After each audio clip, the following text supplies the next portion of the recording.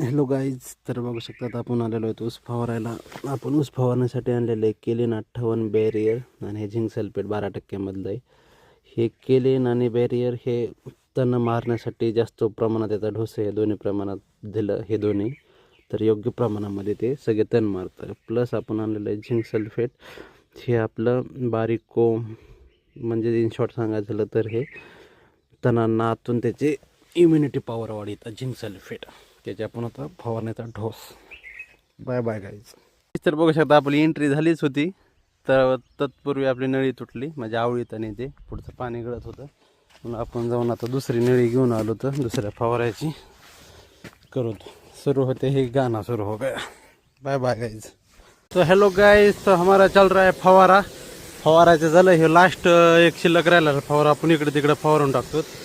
दिस is तणनाशक फवारिंग in ऊसात. तर गाईज बाय बाय गाईज. तर आपण आपला हा बघू आपला फोकस बघू शकतात लावलेला, आणि त्यांनी आपला घास बघू शकतात. आणि तो आता जस्ट आपण भिजून काढलेला आहे. तुती आणि शेवगा भिजेला आहे, मेथी घास नाही भिजेला याच्यातला. आपला बिछाना आता आपण झोपायला चाललेलो आहेत. 3 मिनटं व्हायला आपल्या व्हिडिओ. मला जरा हे लागत होतं अजून जास्त, 1.5 मिनटाचा स्टॉक आहे आपल्याकडं. ही आपली गव्हाण. हे आपण आता अँगल हे केलं सिमेंटामध्ये बसले, तर याला आपण जाळी लावणार आहेत.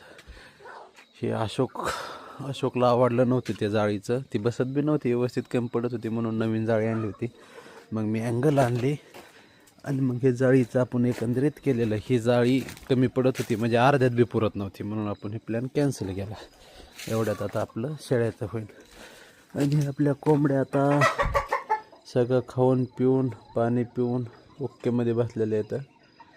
तर कोंबडे लोक गुड नाईट. एकदा तरी अंड्यावर चक्कर आणतो, अंडे आहेत का बघतो मी गाईज. Bye bye.